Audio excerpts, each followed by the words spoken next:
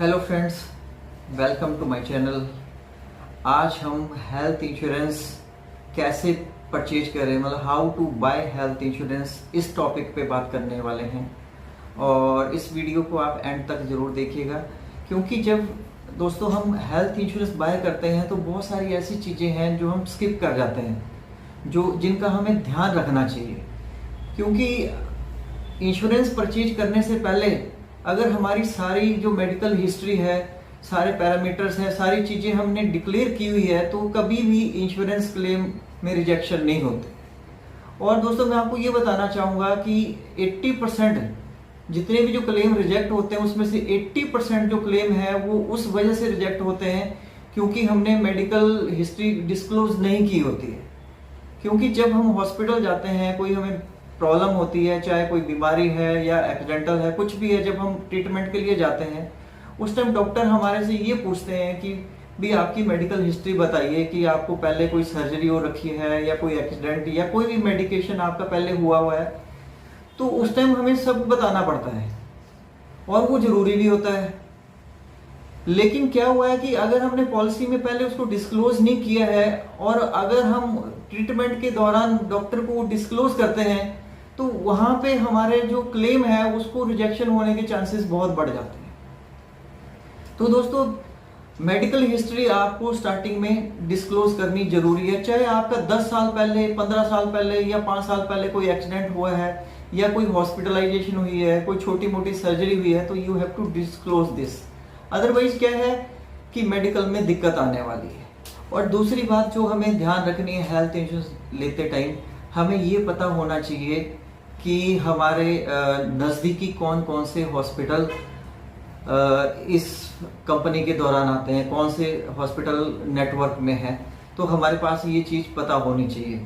आप अपनी फैमिली को भी ये बता के रखिएगा कि भाई अगर हमें कोई मेडिकल इमरजेंसी आती है तो हमें कौन से हॉस्पिटल में जाना है। और उस टाइम आपको हालांकि हेल्थ इंश्योरेंस कैरी करने की ज़रूरत नहीं है, आप अपना कंपनी का नाम बताएंगे, मोबाइल नंबर बता देंगे, तो हेल्थ इंश्योरेंस वो कंपनी जो हॉस्पिटल है, जो उसका कॉर्पोरेट सेक्टर है, कॉर्पोरेट जो एक डिपार्टमेंट होता है हर ऑफिस में जो कि क्लेम सेटल करता है, तो आपको वो ये खुद ही आपकी पॉलिसी सर्च कर लेगा, तो आपको उसकी ज़्यादा ज़रूरत नहीं रहेगी।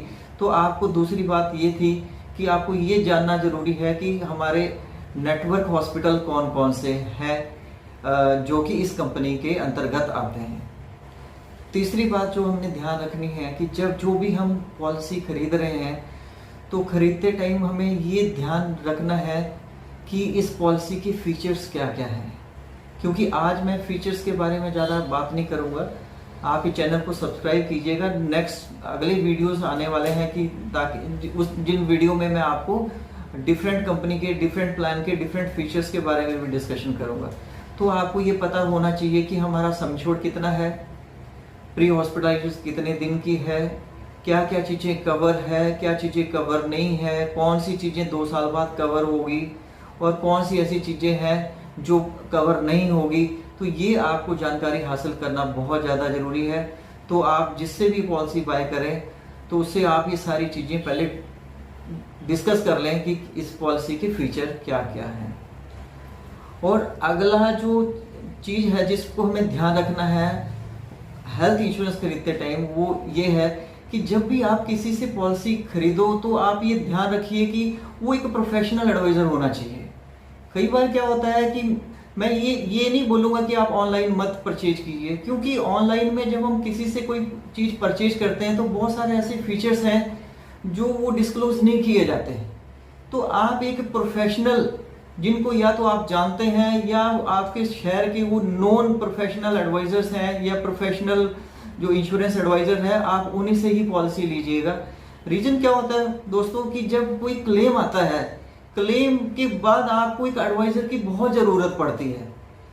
तो एडवाइजर आपको एक हॉस्पिटल में आपका क्लेम सेटल करने के लिए, कंपनी के साथ आपका क्लेम कैशलेस अप्रूवल कराने के लिए आपकी हेल्प करेगा। तो ये नेक्स्ट जो अब चौथी जो बात थी वो ये है कि जब भी आप पॉलिसी परचेज करें तो आप नॉन या सिटी का नॉन या फिर आपके नॉन पर्सन से लीजिए जो प्रोफेशनली काम करता है, ताकि जब आपको क्लेम आए तो उस टाइम वो आपकी मदद कर सके। तो फ्रेंड्स ये कुछ पॉइंट्स थे जो आपको हेल्थ इंश्योरेंस पॉलिसी बाय करने से पहले ध्यान रखने हैं। और आपको ये वीडियो कैसा लगा तो कमेंट बॉक्स में ज़रूर लिखिएगा और चैनल को सब्सक्राइब जरूर कीजिएगा। और नेक्स्ट वीडियो में हम आपको लेके आ रहे हैं कि आप हेल्थ इंश्योरेंस के जो क्लेम्स है वो किन किन कारणों से रिजेक्ट होते हैं, मतलब how to get claim in health insurance. हम बताएंगे आपको कि हेल्थ इंश्योरेंस में हमें क्लेम कैसे लेना है और क्या क्या ऐसे कारण हैं जिनकी वजह से क्लेम रिजेक्ट हो जाता है, जिसका हमें ध्यान रखना है। तो बहुत बहुत धन्यवाद फ्रेंड्स, नमस्कार।